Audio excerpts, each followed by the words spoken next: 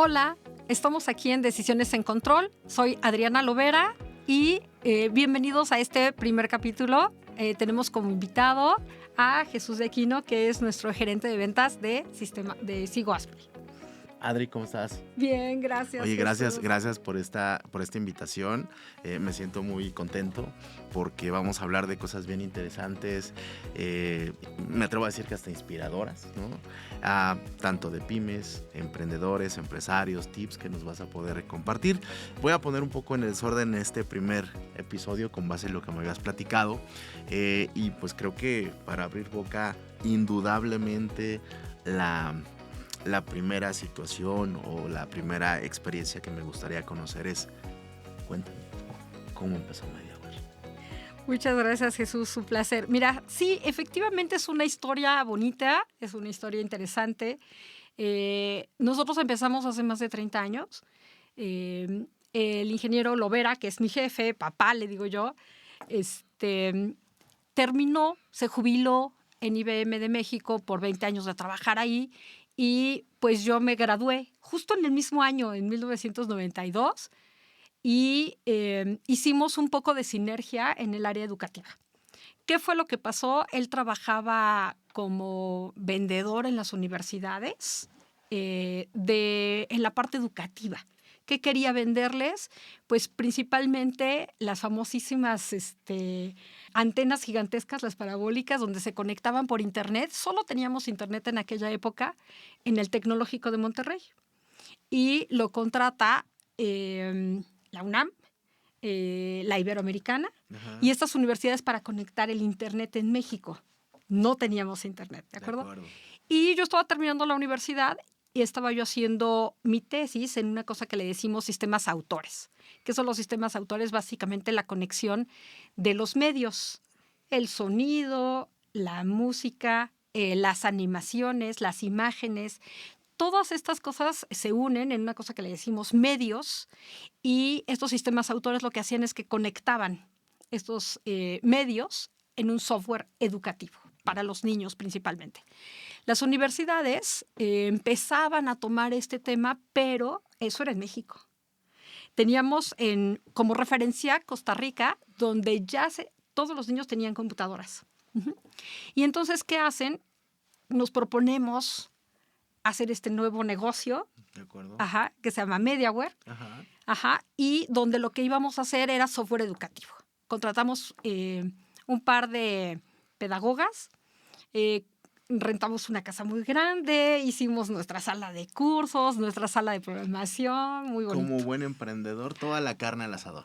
Todo, porque además como él estaba jubilado, había recurso, ¿no? Y entonces empezamos a meterle hasta un fax, ¿no? Ya sabes, el carro utilitario, ¿no? Y entonces empezamos a comprar computadoras y con eso empezamos a desarrollar. Al momento de ir al cliente y empezar a tratar de vender este software educativo, empezamos a darnos de topes, ¿no? Enfrentarnos a la realidad donde México encontramos que no estaba listo para hacer esto. No estaba listo para recibir este producto, para comercializarse o que alguien lo utilizara realmente para la educación de los niños. Claro. Entonces, pues, tuvimos que cambiar, ¿no? Oye, bueno, primero puntualizar, o sea, tu vida literalmente ha sido la evolución de la tecnología. Más adelante, pues veremos ya las últimas etapas, pero escuchándote, es increíble me atrevo a decir, desde chica, has estado inmersa en toda la parte tecnológica, ¿no? Bueno, imagínate con un papá en IBM, ¿no? Ellos en IBM de México lo que hacen es que traen la primera PC a México. Aquí al fondo ustedes pueden ver cómo tenemos algunas computadoras que fueron las primeritas en México y tenerlas en casa, ¿no? Tener el contacto y alguien que te explicara, ¿no? Qué es un chip, y alguien que te dijera, oye, mira, aquí hay un disquito de 3.5, un disquito de 5 1/4, y pues empezar si yo te platico, brincaba yo en las cintas magnéticas, ¿no? Entonces, es como una anécdota interesante, sí, de la tecnología, cómo ha venido cambiando, ¿no? Ahorita que comentas eso, evoqué, sin decir edades, claro, Por favor. al primer juego de video que me regalaron. Ay, me imagino que así Claro. tú te sentiste. Sí, como la Commodore, ¿no? Ajá. Que teníamos y que era una maquinita así toda chiquita. Bueno, así más o menos. Imagínate yo con una nueva computadora, con una PC en casa y todo mi desarrollo, toda la carrera, que fueron 4 años, pues tuve esta habilidad o esta facilidad en casa, ¿no? Obviamente al terminar la carrera, pues el jefe dice, pongamos el negocio, ¿no?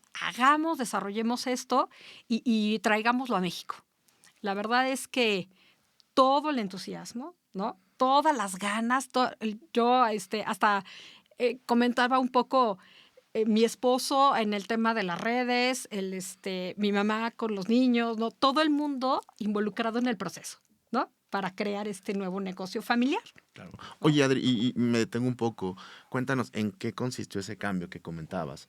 O sea, estabas la idea era una, la realidad era otra. Literalmente, por lo que escucho, quemaron las naves con tal vez todo, o sea, voy con todo y de repente no se van presentando las cosas como las esperaban. ¿Y qué pasó? Bueno, salimos al mercado, ¿no? Ok. Hicimos un producto, llegamos con uno de los posibles clientes, que era una escuela en Cuernavaca, y lo que hicimos fue presentarles el proyecto, ¿verdad? Para que ellos nos apoyaran porque había que ponerle dinero, ¿no? Y nos aguantaron como 10 meses y estuvimos desarrollando el software, llevando el software hasta sus niños, pero hasta ahí nos quedamos. ¿Qué fue lo que nos pasó? Intentamos venderlo en otros lugares, llevarlo a otros clientes y no había ni siquiera aulas de capacitación, no había aulas de cursos, no había nada para los niños, no había computadoras en ningún lugar. Llegábamos a las escuelas y mi pregunta favorita era, ¿qué software educativo? ¿No? O sea, nos volteaban a ver y nos decían, ¿qué es eso? ¿No? Y bueno, pues es para que el niño aprenda a sumar las fracciones, ¿no? No, nosotros apenas tenemos una computadora aquí para la contabilidad, ¿no? O para la nómina, ¿no? Y era lo único que podíamos nosotros manejar. Entonces, sí tuvimos que empezar a pensar en un cambio porque nos empezó a ganar el tiempo, nos empezó a ganar la liquidez, ¿no? El recurso se estaba terminando y entonces tuvimos que empezar a diversificar. ¿Dónde encontramos las primeras alternativas de solución? En software de textos en las notarías. ¿Qué tal? Vendíamos Works. ¿En serio? Works. O sea, no Word, No Word. Works. Works. Y lo que hacíamos era entrenar a las secretarias de los notarios. Mi jefe traía una red que se llamaba Token Ring. Uh-huh. Era una red complicadísima donde se conectaban los cables así, ¿no? Así como abrazándose. Y era una red cara. Les pusimos el Works, la red, a los notarios y tampoco había soluciones para ellos. De acuerdo. ¿No? Entonces, seguimos buscando hasta que llegamos a un notario que nos dijo, la nómina, ayúdame. Ajá. Y entonces buscamos una alternativa de solución, ¿no? Ahí ya nos empezamos a involucrar en un software administrativo. Okay. Ajá. Y ahí donde empezamos a buscar una alternativa de solución. Y este software administrativo que encontramos, pues mexicano, adaptado totalmente a la nómina mexicana, pues nos ayudó mucho porque empezamos ahí a estudiar. Y de la idea original, por ejemplo, en la línea del tiempo, de que inician el 92, ¿no? Ajá. ¿Cuándo empiezan ya a darse cuenta o ya empiezan a hacer como que se llama hoy día pivoteo de la idea original hacia lo que ya pareciera ser un nuevo nicho de mercado? ¿Cuántos años pasaron, Adri? Pues como 6, yo creo que hasta el año 2000 empezamos. O sea, casi 8. Sí, 6, 8 años, porque lo que hicimos ahí fue empezar a conocer el producto y a capacitarlos, porque estábamos hechos a otro tema. Y entonces, aunque yo en mi carrera, que es licenciatura en informática, tenía yo algo de conocimiento administrativo, tuve que estudiar la contabilidad, la nómina, ¿no? Y empezar a entender los procesos propios de la administración. Entonces, sí nos tomó tiempo, tuvimos que irnos a capacitar y al menos un par de años de conocimiento. Y luego ya que empezamos a vender y cuando ya vendíamos una contabilidad, decía mi jefe, con uno que vendamos al mes de ya la hacemos, ¿no? Porque sí teníamos un problema ya de liquidez, ya el negocio iba para abajo. Y algo muy importante que observo y que escucho sobre todo es el hecho de te tuviste que o se tuvieron que adaptar a nuevos conocimientos, ¿no? Porque un tema con los emprendedores es, yo creo que el mexicano definitivamente casi en el ADN tiene el tema del emprendedurismo, ¿no? Pero también somos bien necios, estarás de acuerdo.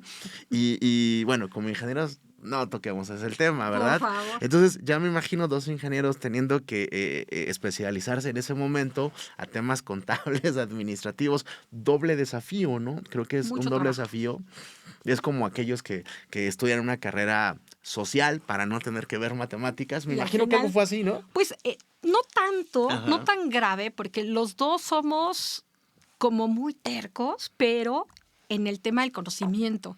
Mi jefe platica mucho la primera vez que se enfrentó a una computadora gigante de IBM, ¿no? Y que le dijeron, ahí están las cajas, échale a andar.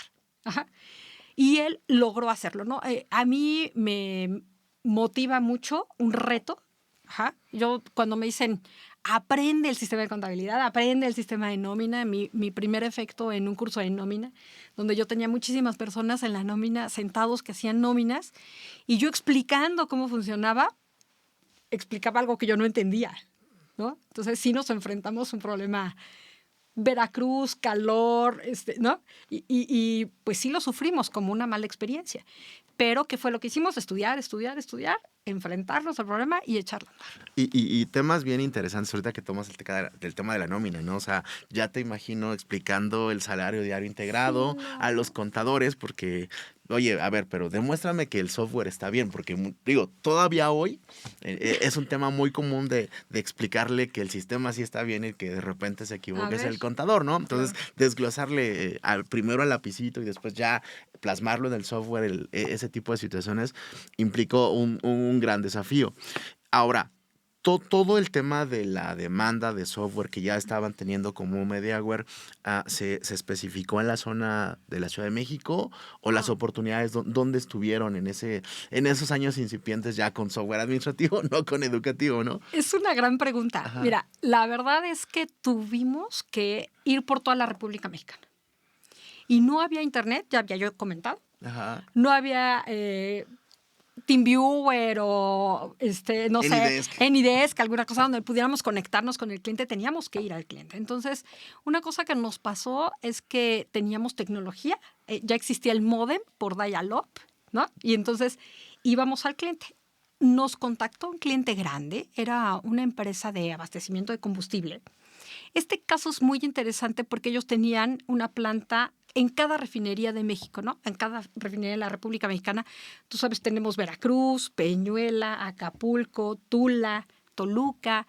Y lo que nos pidió es que le instaláramos el producto. Cuando llegó el cliente dijo, yo quiero 6 COIs. Y yo dije, 6, ¿no? Yo vendía uno al mes, ¿no? La cuota del semestre. Ya la hice, ¿no?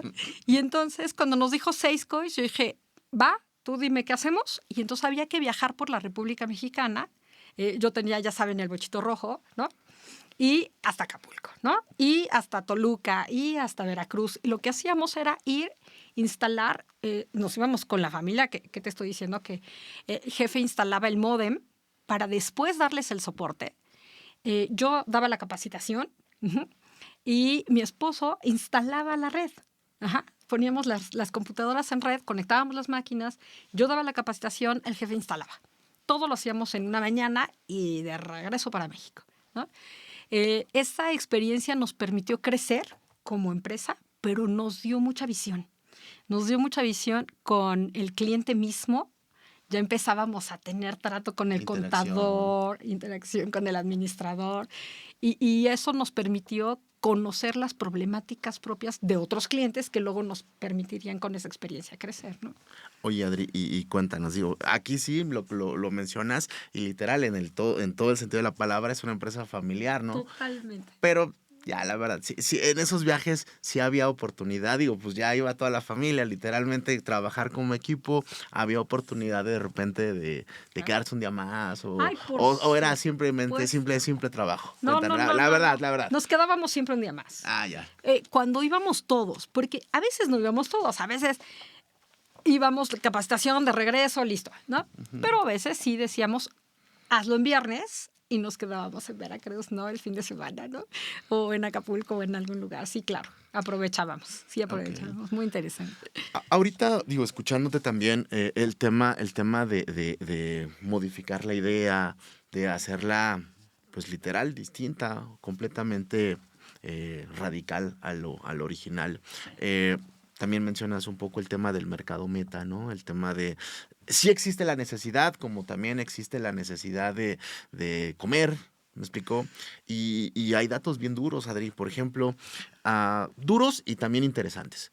Un dato interesante, por ejemplo, es que de las empresas que logran vencer la barrera de los 10 años, es decir, que ya permanecen en el mercado, ¿tú sabías que aproximadamente el 75% cambian radicalmente la idea original?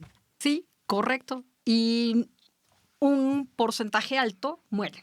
Exacto. ¿No? Los que logran adaptarse, ¿no? Los que logran salir de esa problemática, avanzan, crecen bien, pero son la menor cantidad, ¿no? Y aquí, perdón que te interrumpa, y aquí viene la pregunta de las más importantes que me gustaría hacerte. Ya con ese bagaje del software educativo, por supuesto, te permitía conocer ciertas necesidades de cierto sector, pero el hecho de que en este revire te enfoques a las pymes, literalmente al corazón de los negocios, la nómina, la contabilidad, la administración, y pues ya vuelven sin hacer cuentas de nuevo.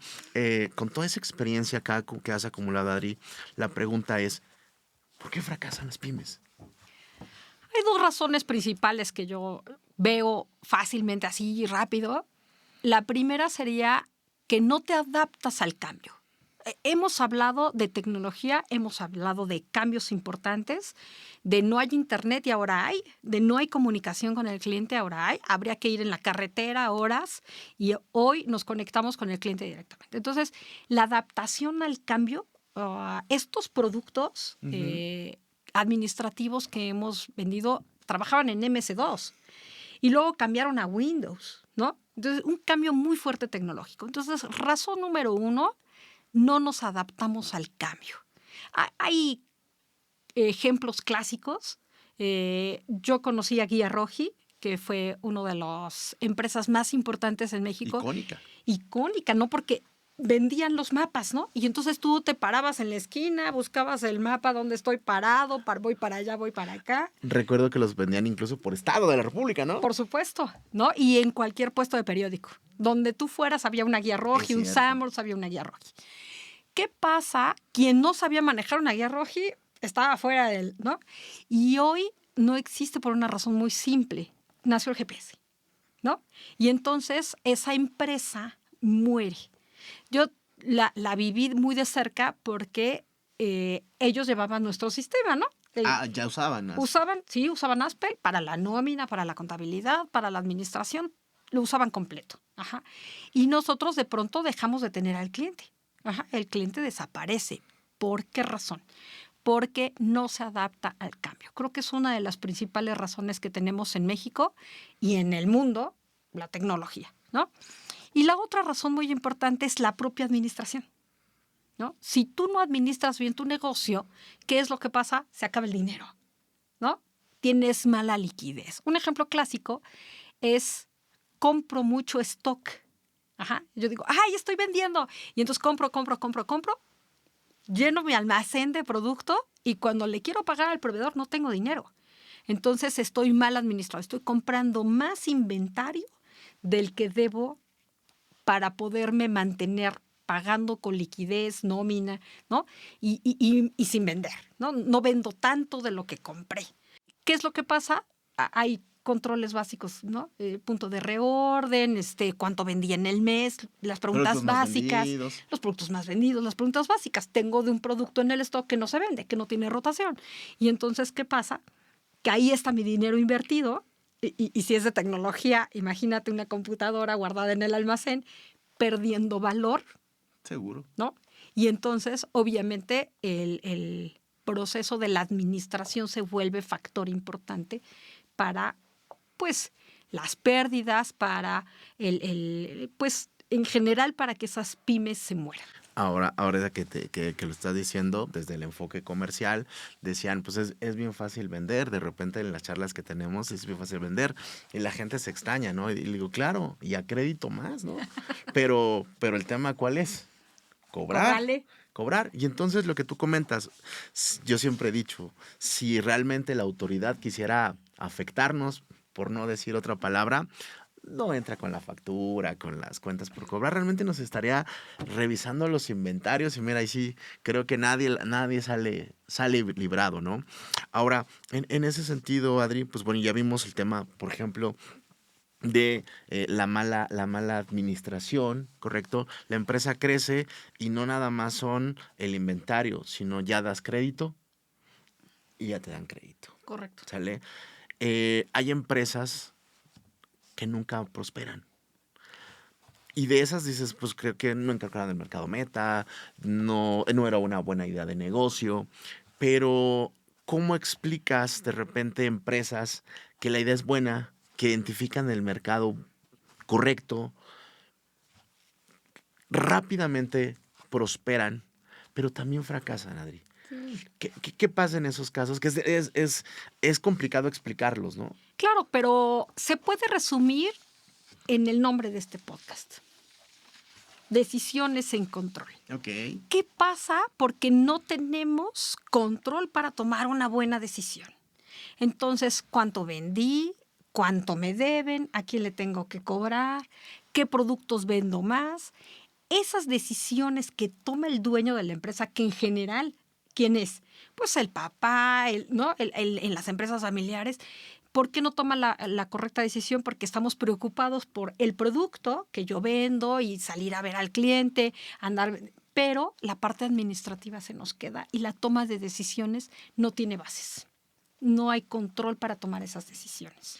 Ahí creo que es donde tenemos el mayor problema. Y entonces, a manera de resumen, es la parte de la falta de administración, sí. No ubicar el mercado meta, correcto, ¿no? La parte de, pues sí, pongámoslo la terquedad, ¿no? Y creo que hay algo que se nos estaba escapando, el tema fiscal, el tema administrativo, ¿no? Pues cabe mencionar que, pues bueno, México es una de los países más complejos fiscalmente, no de América. No. El mundo. ¿Sí? Entonces, ahora, Adri, en ese sentido, por ejemplo, México es un país donde más o menos se estima que hay arriba de 5 millones de pymes, ¿correcto? Te doy otro dato, ese sí escalofriante, que de cada 10, al término de 10 años, solo una de ellas sobrevive. Necesidades, como tú lo comentaste, de lo educativo. A mí me gusta poner algo muy, muy básico, que es el tema de la comida, ¿no? La necesidad de comida es clara, correcto, pero así como surgen negocios, fondas, super restaurantes, mueren en ese mismo tiempo, ¿no? Muy acelerado. Pero la necesidad sigue, ¿sí me explicó? Y en ese sentido, lo que observo es que hay muchas pymes vendiendo lo mismo, haciendo lo mismo de la misma manera, ¿correcto? Y entonces, de repente es como por algo que cuesta $1, yo estoy dispuesto, o yo pagaría, mejor dicho, $5 si es lo mismo, Adri. O sea, a primera vista no tendría siquiera sentido sí, pero pagar más por un servicio. Y esto te lo contextualizo porque desde la esfera tecnológica a mí me gustaría saber, porque pues bueno, hoy estamos en un mundo sumamente tecnológico, quizá sobre los años tenías menos competencia, hoy tienes más, y creo que en todas las áreas, ¿no? Pero, insisto, en tu esfera tecnológica, ¿cuál es la ventaja competitiva de Mediaware para la trascendencia a lo largo de los años? Bueno, yo creo que hay varios puntos. Definitivamente, generar confianza en tu cliente es una de las cosas que más nos permite hablar con el usuario final. Yo te puedo hablar de mis clientes, de cómo se llaman. Luego, no sé si has visto la película de Erin Brockovich, que empieza a decir los nombres y los teléfonos de todos, ¿no? Bueno, yo llegó un momento en que sí me lo sabía. O sea, me sabía el nombre de mi cliente, cuál era su requerimiento. Y si yo le preguntaba a mi jefe, me contestaba, tiene Windows 8, ¿no? Tanto de RAM en su computadora, ¿no? O sea, Y, la radiografía completa. no sabíamos al cliente. Y eso hace un contacto de confianza. Ajá. Yo creo que la gente te ve a los ojos y te dice, ¿eres honesto o no? Entonces, creo que es una de las ventajas principales que hemos tenido con el tiempo. Definitivamente se ha desarrollado la experiencia, ¿no? O sea, si tú ves en un principio novatazos, ¿no? O sea, digo, el cliente preguntaba, ¿y rotación? ¿Tienes rotación? Y yo decía, ¿de la Tierra o de cuál me hablas, no? Entonces, sí teníamos un problema de comunicación con el cliente porque no entendíamos el problema. Pero nació la confianza, ¿no? Entonces, yo le decía, seguro yo me encargo de resolvértelo, y llegábamos con una solución. Ahora manejamos en nuestra cotización algo que le decimos solución total, y lo que hacemos es que les vendemos 3 cosas. El hardware, te puedo poner tu computadora a tu servidor. El software, que es el software administrativo mejor en México, mejor posicionado en México. Y el humanware, que le decimos, ¿no? Entonces, debe de ir incluido el soporte, debe de ir incluido la atención al cliente, eso que el cliente se siente apapachado, ¿no? Y que definitivamente, yo te quería comentar el ejemplo de nuestros clientes más grandes, de más tiempo, debe tener unos más de 20 años trabajando con nosotros. Ellos empezaron, nos llamó la dueña de la empresa, con sus 2 hermanos, Ajá. otra vez familiar, pequeñita, el papá les hereda el negocio y entonces dicen, ok, necesito empezar a administrarlo. Y entonces la hermana, son 2 hombres y una mujer, la hermana dice, yo llevo las cuentas por cobrar en la hojita, ¿no? Y entonces las lleva a mano y me dice, ¿me ayudas a llevar mis cuentas por cobrar? Ahí nace, fíjate, el requerimiento del cliente, y le ponemos el SAE, ¿no? El Aspel SAE. En este Aspel SAE empieza a llevar ella las cuentas por cobrar y de pronto dice, oye, pero yo tengo que capturar la factura y el pago, la factura y el pago. Entonces le dijimos, bueno, haz las facturas en el sistema y entonces la factura ya queda integrada y tú ya nada más capturas los pagos. Y entonces empieza a crecer las áreas donde los sistemas empiezan a automatizar sus procesos. Empiezan por cuentas por cobrar, facturación, luego nos vamos a inventarios hacia atrás. Como es fábrica, entonces nos vamos al inventario y después las compras. Compras es el último que implementamos. Para que ustedes tengan idea, yo creo que nos tardamos 10 años en implementar, y como de 10 años para acá empezamos a implementar la producción, que es el módulo de prod, donde ellos ahora todas sus órdenes de producción, todo el control del inventario, todas sus fórmulas están en el sistema. Toma tiempo, no es un tema de que hay otra parte importante, la honestidad, donde tú no llegas y le dices, ay, tú pon el sistema y mañana ya va a estar funcionando todo. No, eso no existe. Es un proceso que tú te tienes que ir adaptando, voy de nuevo, al cambio.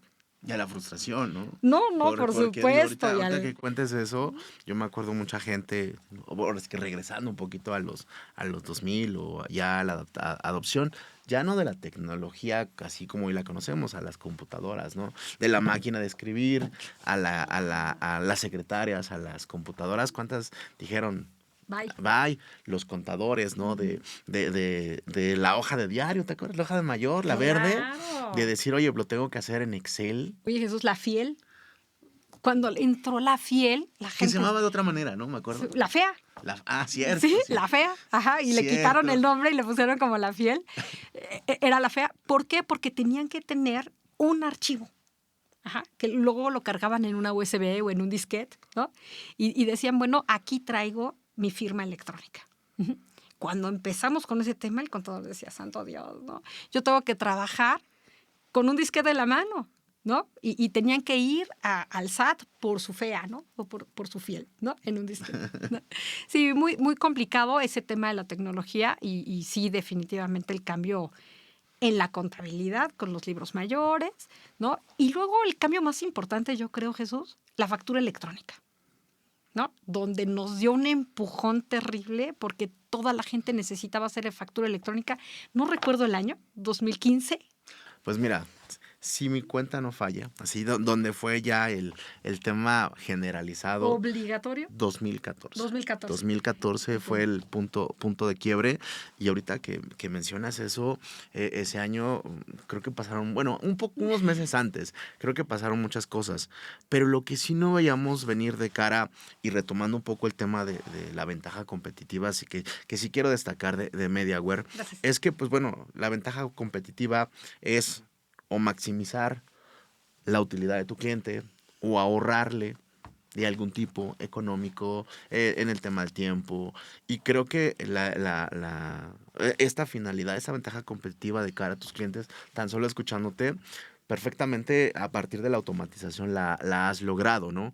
Pero este empujón, pues no tan de buena manera, de amable, que nos dio la autoridad, sí trajo como consecuencia esa necesidad imperiosa de adoptar tecnología, porque en 2014, todavía en 2014, tampoco es tanto tiempo, recordarás que, oye, pues tienes que hacer la factura electrónica, pero no tengo internet. Claro. Pero no tengo computadora. No. Esa era nuestra realidad hace 11 años. Sí, señor. ¿Sí me explicó? Y entonces, ¿cómo ayudarle a los usuarios a usar una computadora, a usar el internet? Déjame te cuento que yo llegaba al aula de capacitación a explicarle al cliente que tenía que hacer factura electrónica y encontraba la cara del cliente enojado. Entonces entraban a la capacitación serios, enojados realmente, y entonces, ¿qué pasaba? Yo tenía que decirles, a ver, no estamos aquí a fuerza. No, pero es que la factura electrónica y yo decía, no, a ver, si no quieren la pueden seguir haciendo a mano, de todas formas te van a fiscalizar solo lo que timbres, ¿no? Solo lo que le reportes al SAT, igual que siempre, ¿no? Y entonces decían, ok, ¿cómo le vamos a hacer? Bueno, pues nada más la que quieran timbrar y la que no, bueno, luego yo les explico cómo, pero la que no, aquí está, ¿no?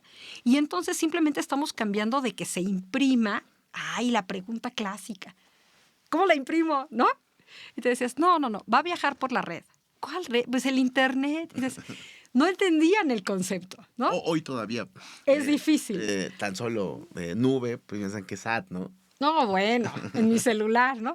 Entonces, sí tenemos un problema del cambio de la factura electrónica que empuja la tecnología, pero tienes que tener actitud, ¿no? La actitud donde tú le presentes la solución al cliente, que a lo mejor es parte muy importante para el desarrollo de cualquier empresa, donde no te estoy resolviendo un problema, ¿no? Es una solución general, vamos a verlo bonito, ¿no? No es un problema, ¿no?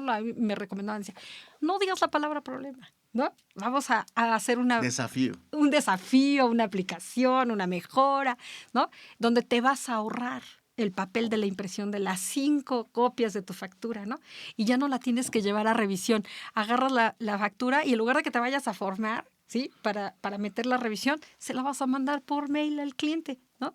Ver el lado bueno de cada uno de los puntos, eso de verdad nos ha ayudado muchísimo. Y fíjate lo espectacular que pasó a partir del 2014, porque a los tumbos, con molestias, adoptamos tecnología, ¿no? El famoso CFDI. Pero ahorita tocas un tema bien específico, porque las pymes adolecen de procesos administrativos controlados, ¿sale? La automatización. Y nunca vimos venir, o por lo menos muchos, y me incluyo, el tema de que a partir de ese tema tecnológico obligatorio, hubo procesos que a favor de los usuarios mejoraron. Ejemplo, el control de inventarios. O sea, el tema es, bueno, ya tengo un sistema administrativo, pero pues si tengo que mandar a llamar los productos, pues tengo que tener el control porque tienen que estar ahí. Y entonces ya un inventario más al día, ¿no? Otro tema también importante, la cobranza.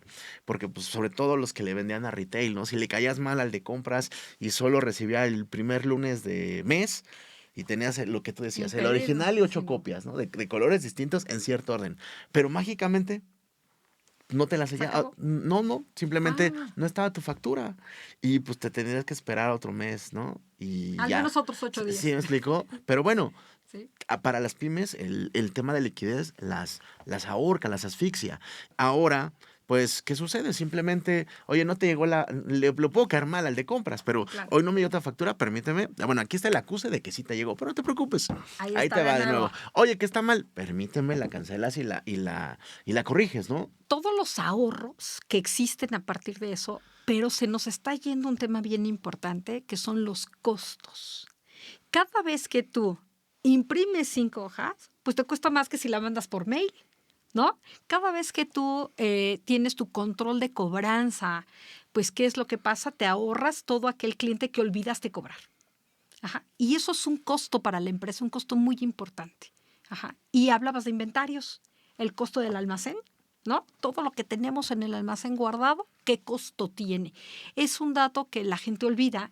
Hablan mucho de ventas, facturación, cuentas por cobrar, pero el control del inventario y el valor que tiene, el contador lo reporta cada cierre de mes. Y hubo una época en que pagábamos un impuesto. ¿Recuerdas? Por ese inventario, ¿no? Entonces habría que conocer cuánto cuesta el inventario para poder pagar el impuesto, determinar si debo de comprar más o debo de comprar menos, tomar la decisión correcta. Y la compra, ¿compro más o compro menos o cuánto compro el día de hoy? Que hoy en día hablamos de empresas de retail que ¿dónde tienen su ganancia?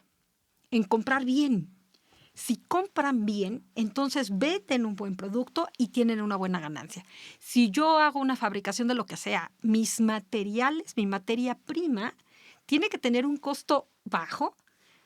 Le voy a sumar la mano de obra, la maquinaria, la producción y luego lo tengo que vender. Claro. Entonces, si yo no conozco mi costo y no bajo, administro mis costos, al final voy a tener pérdida. Definitivo. Y un tema también, retomando el tema de los procesos, algo que digo, espero que nuestros contadores no se ofendan, es que pasamos de contadores de excelencia, porque todo lo hacían en Excel, al juego de la información que es el XML. Hoy el XML lo es todo, ¿no? Sí. Porque primero empezamos con el XML asociado a la factura, pero después ya era el recibo de nómina. Correcto. Pero después ya era el el recibo de pago, después retenciones y bueno, en fin, ya hay una segmentación significativa de lo que es XML. Pero a partir de la tecnología, hoy el juego es la información. ¿Qué hago con la información? ¿Estás de acuerdo? Y entonces, pues ya el contador de eso que platicábamos, de las hojas de trabajo, hoy ya no quiere capturar, ¿no? Hoy parece, hoy ya quiere que el XML haga todo, ¿no? O sea, que me sugiera cosas. Más que nada, el comprobante debe de decir toda la información, debe contener o contiene toda la información que el contador requiere. Y hablando de tecnología e inteligencia artificial, en el tema de la contabilidad no se requiere, ¿eh? O sea, los contadores son inteligentes, no necesitan nada de artificial, pero es muy repetitivo lo que ellos hacen. Entonces, permite automatizarse, ¿no? Yo creo que automatizar estos procesos administrativos, contables, de nómina, de ventas, son bastante sencillos. Lo importante aquí es la información que se genera a partir de los datos. ¿Qué hago con ella?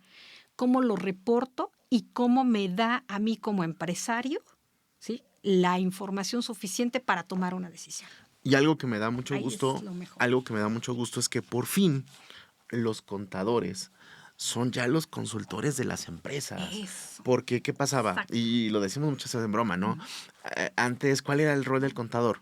Procesar, bueno, primero clasificar, ordenar y en este caso capturar la información. Eso se iba la vida, ¿no? ¿Y qué pasaba? Personas físicas venían llegar al contador, le metían ahí las facturas en la bolsa, le hacían doble nudo, contador, aquí están las facturas y están ordenadas. Se iban los contadores bien contentos y sorpresa. Correcto. Todo un caos, ¿no? Todo un caos. Y ya hoy ya tienen esa parte completamente automatizada y lo cual, pues bueno, como algo desde la obligación, se acaba siendo un tema bastante productivo de mejoría en los procesos. Cambiando sí un poco radicalmente del tema, Adri, de repente para los emprendedores y empresarios resulta agobiante el hecho de, oye, no avanzo, no evoluciono, ¿sale? Y por otro lado, todo el ambiente digital te habla del éxito. Podcast de éxito, LinkedIn, todo mundo somos exitosos, Sí, redes sociales, Instagram. aunque sean 2 segundos, ¿Sí me pero explico? también. Ahora, de repente vemos yo le llamo la punta del iceberg. Vemos lo bonito de la historia y en el caso de Mediaware, pues también lo que han hecho a lo largo de los años, ¿no? Pero creo que también el ser empático con los emprendedores, empresarios, yo creo que es fundamental para darles a veces esa palmadita, ¿no? Decir, oye, no seas terco, pero Cámbiate, cámbiate. Y cámbiate. no necesariamente tirar la toalla, No. como coloquialmente se les dice, ¿sale? Entonces, hay una iniciativa, te cuento rápido, a nivel mundial que se llama Fuck Up Nights y que son historias de éxito, pero contadas desde el fracaso, Correcto. desde el aprendizaje. Son exitosos, sí, pero la historia que vale no es La de arriba. la de arriba, sino el fracaso, el aprendizaje. Y en ese sentido, Adri, cuéntame, ¿cuál ha sido el o los principales fracasos de Mediaware y el aprendizaje que ha dejado?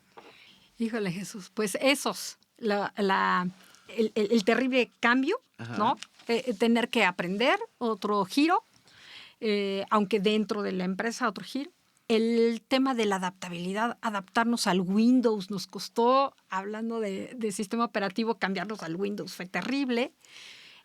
Convencer al cliente del cambio. Yo creo que ese es el más difícil de los retos que hemos tenido. Que llegas con el cliente, le dices cómo mejorar, qué le conviene. Ay, una historia muy bonita me acabo de acordar. Toshiba de México, y no digan, es secreto. Llegaba yo y le decía, pásame tus cuentas por cobrar, y sacaban una laptop y me pasaban las cuentas por cobrar, ¿no? Y ahora que pásame la facturación, y entonces sacaban otra laptop por acá y tenían laptops, tenían la tecnología, pero no tenían el sistema que los integrara. Entonces había que integrar a la gente. Yo creo que uno de los retos más importantes, la lucha, es al cambio. La implementación de mejoras, de enfrentarnos a la gente a que haga esas, sí, mejoras, implementaciones, muy difícil. Yo creo que eso es lo más difícil, que las personas digan, sí quiero mejorar, sí quiero cambiar. Creo que eso es lo que más nos ha costado trabajo, el reto más importante que hemos tenido. Y ahora tenemos como un poco más el acercamiento con el cliente para decirle, sí te va a dejar, hazlo. Sí lo vamos a lograr, ¿no? De una forma, y apoyarlos todo el tiempo para estar cerca de ellos, darles el seguimiento, el apoyo, llevarles de la mano, ¿no? Es el éxito más importante que nosotros tenemos como empresarios, pero sobre todo como asesores, consultores de estas empresas. Y el tema es, ok, una cosa es qué hacemos con el fracaso, ¿no? Porque, Híjole. como dicen por ahí, el único que no fracasa es quien no lo intenta. ¿Me explico? No, y el Entonces, que no se ha caído. el que no se ha Sí, caído. claro. Entonces, en ese sentido, es ¿qué hago con el fracaso? Te vuelves más poderoso, te vuelves más Sí, resiliente. creces. Y al final la riego una vez, pero en fase 3, pues evidentemente que el siguiente ciclo, pues la fase 3 voy a llegar mucho más rápido. Y entonces me voy a equivocar, por supuesto, pero ya más avanzado. Y es un ciclo, el fracaso como parte del éxito, se dice, Sí. ¿no? Ahora, en este sentido, Adri, ¿qué hacemos con el aprendizaje? Porque, pues, insisto, mexicanos somos tercos como emprendedores, como empresarios, y en ese sentido creo que algo que sería muy valioso para todos nosotros es que de la historia de Mediaware, de la historia de las empresas a las que les has ayudado a crecer, a casos espectaculares de automatización, de prosperidad, porque al final esa prosperidad le ayuda a México a ser mejor. Definitivamente. Eso es lo que hace crecer al país. Y creo que cuando tienes ese motivo Uh-huh. tan significativo, pues a veces la disciplina es el factor de hacer las cosas, porque pues puedes tener ganas o puedes no tener ganas. Y tienes que aludir al propósito para decir, bueno, me levanto y a darle, ¿no? Me levanto y me capacito. Adri, creo que la carnita más importante de esta charla que estamos teniendo ahorita es, ¿cuáles serán los tips que nos podrías dar o compartir para emprendedores que están, bueno, pues sobre todo en las universidades públicas, privadas? Ya el chip del emprendedurismo está durísimo, ¿eh? Ya se ven, correcto, poniendo su despacho, poniendo su empresa. ¿Qué les dirías a ellos? Porque también tenemos el tema de que ya no, antes cuál era, salías de la universidad y tu anhelo, ¿cuál era? Pues tener un puesto significativo en alguna empresa, ser godín, pero fino, ¿no? O ya no, o ya no. O sea, hay temas que precisamente se valoran más y está bien. Pero en ese sentido, Adri, cuéntame, ¿qué tips nos podrías dar para emprendedores, para empresarios? ¿Qué tenemos que tomar en cuenta antes de quemar las naves, como fue el caso al principio de MediaWare? La mejora. Bueno, dos o tres, para no irnos muy grandes, muy lejos. El primero es ser conscientes. Vamos a tomar conciencia en este país de qué sí se puede hacer y qué no. Tratar de estar aterrizados, ¿no? Tocar tierra y decir, como los chicos de las películas, ¿no? Vamos a hacer taxis a domicilio, ¿no? El chico ¿no? La verdad es que no tenemos que ser conscientes de qué podemos hacer en México, ¿no? Qué sí se puede hacer y qué no. México es muy grande, tiene una parte muy importante de importaciones y exportaciones, donde yo creo que hay mucho futuro en México, mucho actual y mucho futuro. Muchísimas empresas hacen importaciones y exportaciones. Esto les permite crecer de una forma muy, muy interesante. No importa lo que compres o lo que vendas, no estamos solo en México, estamos en el mundo. Competimos con el mundo. Ahora estamos en el mundo, ¿no? Entonces, tenemos que pensar mucho en que ser conscientes dónde estamos, pero de esa conciencia también entender que estamos en el mundo, ¿no? Que no estamos solitos, ¿no? Y la otra, pues muy importante, y va de nuevo, los cambios, ¿no? Hay que adaptarse, hay que sí ser constante, hay que sí ser trabajador, como dices, levantarte todos los días y hacerlo, pero pues una cosa que yo siempre platico es de un cliente que como jefe, teniendo 20 empleados, un día llega y dice, voy a apagar el sistema actual. Baja el switch. Tienen que empezar con el nuevo, ¿no? Y adelante con el nuevo, darle duro con el nuevo sistema, ¿no? Y entonces la gente se enfrenta a los problemas, la gente no tiene alternativa de regresarse. Tenemos que seguir para adelante, ¿no? Creo que esa es una cosa que... Y la otra, pues, el miedo a perder el control. Alguien dice que si yo te doy mi información que tengo aquí en mi cuaderno o en mi celular, porque traigo aquí mis contactos como vendedor, no te los puedo proporcionar porque es mi información y es lo que me da a mí el poder o mi control, hace que la gente no trabaje junta. Una cosa que aprendimos ahora en Aspel fue el trabajo de equipo, ¿no? Con Rubén. Exacto.